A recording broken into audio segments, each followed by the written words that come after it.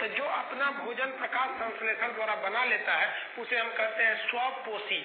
स्वपोषी में केवल आपके प्लांट्स आते हैं, सब पौधे जितने होते हैं वो स्वपोषी में आएंगे, सब प्लांट सब। अब एक क्वेश्चन आ जाता है कि वह कौन सा ऐसा जीव है जो स्वपोषी तथा परपोषी दोनों है, यानी दूसरे चीज को भी खा लेगा और भोजन भी बना लेगा, तो वो युगलीना होता है। युगलीना के अंदर क्लोरोफिल होता है, वह दिन के समय भोजन बना लेता है और रात के समय वो दूसरे चीजों को जो जमीन पे गिरे रहते हैं उसे खा लेता है। बहुत छोटे चीजें होते हैं युगलीना।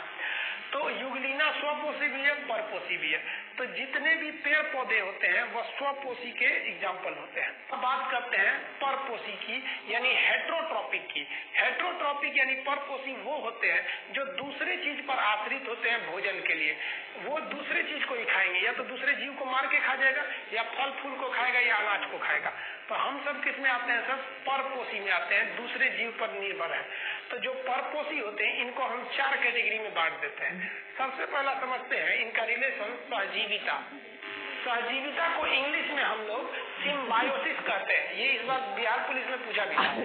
सिम्बायोसिस किसे कहते हैं? दो प्राणियों के बीच का ऐसा रिलेशन जिसमें पहले को भी फायदा हो, यानी फायदा को हम प्लस लिख दे रहे हैं और घाटा को हम माइनस लिख देंगे।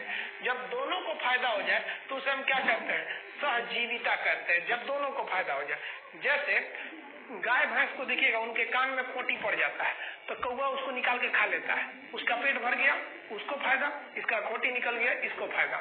आप देखेंगे कवक और लाइकेन के बीच में, लाइकेन को रहने के लिए जगह नहीं होता है तो कवक जो होता है, कवक उसको रहने के लिए जगह दे देता है। कवक एक छोटा पौधा होता है, वो क्या करता है? अपने ऊपर लाइकेन को रहने के लिए जगह दे देते हैं। तो ये सहजीविता होती है।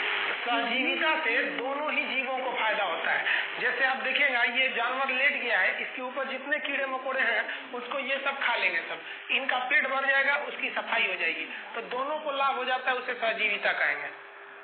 इसमें ये दोनों जीव में एक आप काफी अच्छा रिलेशन होता है, ना ये उसको मारेगा ना ये उसको मारेगा। आप देखिएगा यहाँ एक गेंडा है, इसके कान में जो खोटी बैठती है उसे चिड़िया खा जाती है। जैसे ये कान है इसमें घुस गई, अब देखिए इस चिड़िया को इसमें जो खोटी खाएगी उसमें प्रोटीन की मात्रा होती है, इसका पेट भर गया और इसका कान साफ हो गया। ये कान कैसे साफ करता है? इसके पास हाथ थोड़ी है। तो इसी चीज को हम क्या कहेंगे? सहजीविता। दोनों एक साथ जी रहे हैं, दोनों को फायदा हो रहा है। अब सहभोगिता समझिए। सहभोगिता को इंग्लिश में हम कहते हैं कॉमनसेलिज्म।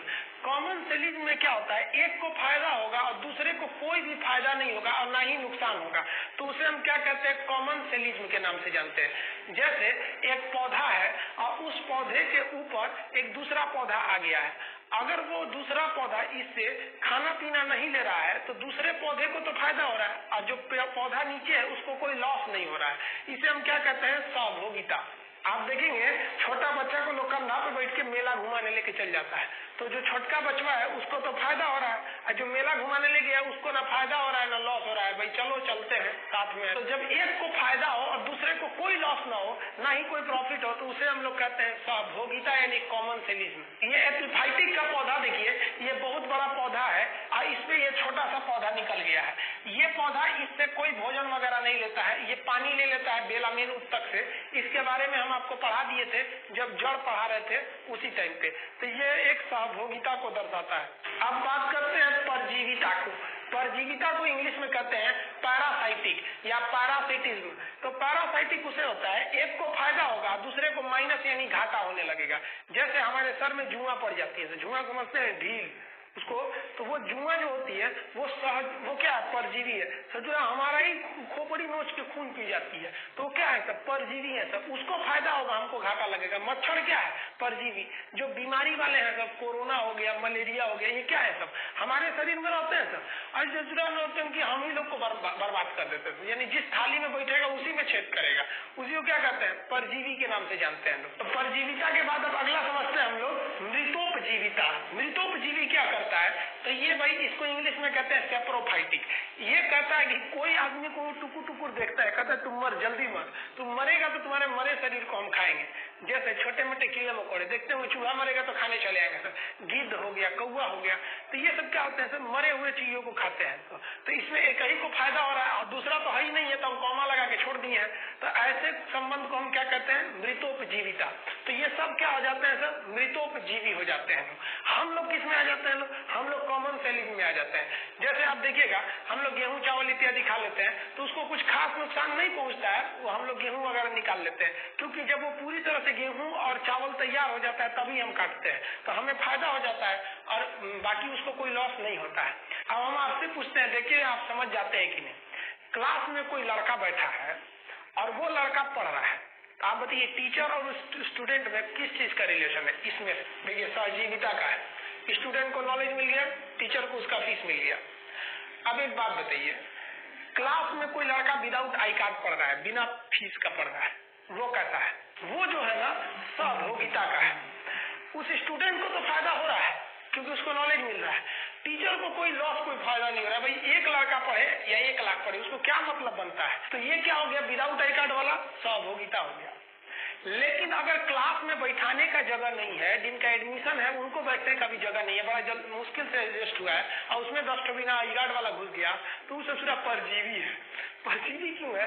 क्यों? उसको तो फायदा हो रहा है और टीचर को घाटा इसलिए हो रहा है कि जो फीस दे के बैठा वो तो बोलेगा था कि सर एडमिशन ले लेते हैं, बैठने का जगह नहीं रहता है। पटना के क्लास में यही हो जाता है, बहुत भीड़ हो जाने की वजह से परजीविता करने लगते हैं सब। तो आदमी उठा उठा भगाता है जिसके पास आई कार्ड नहीं है, कहेगा छूट गया है, उससे क्या मतलब है, छूट गया तो परजीवी हो गए।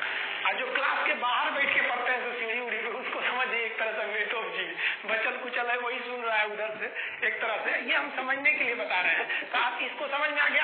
आप स्वपोषी क्या होता है, खुद से कर लेना, मतलब ये पेड़ पौधे में आ जाते हैं सब। इसका एक स्क्रीनशॉट लेना चाहते हैं तो ले लीजिए। अब हम आहार श्रृंखला को समझते हैं। देखिए पूरे इकोलॉजी में जो एनर्जी का मेन स्रोत है वो सूरज है, मेन यही स्रोत है, सूरज से ही सबको एनर्जी मिलती है।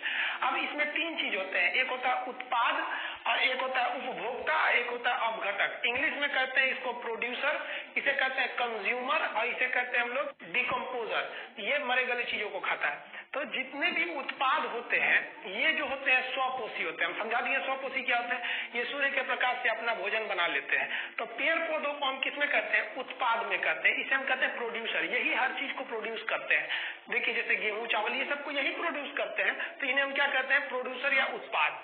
अब जो होता है उपभोक्ता होता है, कंज्यूमर होता है, वो उसे खाकर कंज्यूम करेगा। और कंज्यूमर को भी हम 3 भाग में बांटते हैं, फर्स्ट कंज्यूमर, सेकेंड और थर्ड, प्राइमरी, सेकेंडरी और टर्शियरी। तो इसमें हम लोग समझते हैं प्रथम श्रेणी का जो उपभोक्ता होता है वो शाकाहारी होता है, वो केवल और केवल वेजिटेरियन होता है, इंग्लिश में उसे कहेंगे तो ये जो होता है ये इनको खाएगा, उत्पाद को। जैसे आप एग्जांपल में समझिए, बकरी घास भूस पत्ती इत्यादि को खा जाएगी, गाय वगैरह हो जाएंगे सब। जितने भी शाकाहारी जीव हैं वो किसमें आ जाएंगे, सब आपके प्रथम श्रेणी के उपभोक्ता में। जैसे पंडित जी लोग भी शाकाहारी होते हैं, वो किसमें चले आते हैं, शाकाहारी वाले में, यानी प्रथम श्रेणी के उपभोक्ता में। याद रखेंगे इसमें केवल और केवल शाकाहारी जीव आने चाहिए। अब आता है उपभोक्ता में दूसरे नंबर का उपभोक्ता, सेकेंडरी ऑर्डर का। इसमें जो होता है ना सर्वाहारी होता है, ओमनीवोरस होता है, ये सब चीज खा जाएगा। जैसे मानव में आप देखेंगे इधर से शाकाहारी खाएगा, चावल खाएगा, रोटी खाएगा और बकरी का मीट बना के उसको भी खा जाएगा साथ में, समझा? तो ये जो होता है ना ये सर्वाहारी होता है, उसको भी खाएगा पेट भरने के लिए, इसको स्वाद बढ़ाने के लिए मीट मांस खा लेगा। पेट भरने के लिए आदमी थोड़ा ना मीट मांस खाता है, थोड़ा स्वाद बढ़ाने के लिए। तो सर्वाहारी कौन सा हो जाएगा, सेकेंड ऑर्डर वाला हो जाएगा। अब बात करते हैं तीसरे श्रेणी का उपभोक्ता। तीसरे श्रेणी का उपभोक्ता जो होता है ना वो मांसाहारी होता है, जैसे शेर वगैरह पूरा मीठे मांस खाते ही हैं सब वो सब, तो वो कौन से हो जाएंगे, तीसरे श्रेणी के उपभोक्ता। तो उपभोक्ता उन्हें कहते हैं वो जो दूसरे को खा के अपना पेट को भरते हैं। अब प्रथम श्रेणी का उपभोक्ता क्या खाता है, तो शाकाहारी खाता है। द्वितीय श्रेणी वाला सर्वाहारी होता है, दोनों खा जाता है। और तृतीय श्रेणी वाले क्या होते हैं, मांसाहारी होता है, बकरी भी खा जाएगा, मानव भी खा जाएगा। तो उपभोक्ताओं की कैटेगरी कितनी हो गई, 3 प्रकार की उपभोक्ता हो गए। इनका बैलेंस बनाना जरूरी है। अगर बकरी, गाय, भैंस, जानवर, ऊंट, ये जितने शाकाहारी जीव है अगर पृथ्वी पे बहुत ज्यादा बढ़ जाएंगे तो ये भी दिक्कत है, ये घास फूस पेड़ पौधों को खा के खत्म कर देंगे। अब प्रकाश संश्लेषण नहीं होगा और ऑक्सीजन की मात्रा नहीं रहेगी। तो देखिए हर चीज बैलेंस है। इस पृथ्वी पर किसी भी चीज का बहुत ज्यादा बढ़ जाना या किसी भी जीव का बहुत ज्यादा घट जाना, वो दोनों बना के रखना। अब पता चला शेर बहुत ज्यादा हो गया, मानव बकरी गाय भैंस सबको खा के खत्म कर देगा, वो भी दिक्कत हो गया। मानव को देखिए ना, मानव बढ़ रहा है, जहाँ जंगल वगैरह हुआ करते थे आज वहाँ बिल्डिंग बना के रख दिया, तो तरह तरह की प्राकृतिक दुर्घटनाएं हो रही हैं। तो किसी का भी इस खाद्य श्रृंखला में पूरी की पूरी, हम पूरे खाद्य श्रृंखला की बात कर रहे हैं, इसमें किसी का भी ज्यादा बढ़ जाना या ज्यादा घट जाना बहुत ही घातक होता है। अब बात करते हैं अपघटक। अपघटक को हम इंग्लिश में कहते हैं डीकम्पोजर। अपघटक वैसे जीव होते हैं जो इंतजार करते हैं मरने का, टुकुर टुकुर देखते हैं उपभोक्ता को, गिरे मर ना तुम, जल्दी मर, हम तुमको खत्म कर देंगे खा के। इसको भी कहता है, उत्पाद को भी कहता है कि तुम भी मर, हम तुमको भी खा के खत्म कर देंगे। तो ये होते हैं अपघटक, जैसे कोई मरेगा खा के खत्म कर देंगे। जैसे चील, कौआ, जीवाणु, घून, दीमक, ये सब क्या होते हैं? तो अपघटक होते हैं। जैसे कोई लकड़ी है, काट के आप चौकी बनाएंगे ना लकड़ी को, तो लकड़ी तो मरिए गई है, दीमक खा जाएगा, घून लग जाएगा। ये सब जो तारा वगैरह होते हैं तो वो क्या करते हैं? तो खा जाते हैं। अपघटक होते हैं जो चील, कौआ, बकरी मर गई, शेर मर गई, या फिर आदमी मर गया, साइड में फेंका गया, पूरा उसी पे पार्टी मनाएगा तो खाने लगेगा। तो आप देखते होंगे ट्रेन वगैरह से कोई जीव कट के अगर लाइन के किनारे मर जाता है तो वो सभी अपघटक आ जाते हैं, जो चील, कौआ, चींटी वगैरह, ये इसको खा के खत्म कर देती है। तो ये खाद्य श्रृंखला है। खाद्य मतलब होता है आहार, हम भोजन के लिए किसी न किसी पर आश्रित है। तो इसी आश्रित इस चेन को हम क्या कहते हैं? फूड चेन या आहार श्रृंखला कहते हैं। तो ये हो गया आधार श्रृंखला। इसमें ऊर्जा का मेन स्रोत कौन सा है? तो वो है भाई सूर्य है। अब इस आधार पर हम एक पिरामिड तैयार करते हैं कि किसकी संख्या ज्यादा है और किसकी संख्या कम है। देखिए, इस पिरामिड में हमेशा नीचे की ओर उत्पाद को रखते हैं, फिर उसके ऊपर उपभोक्ता और फिर उसके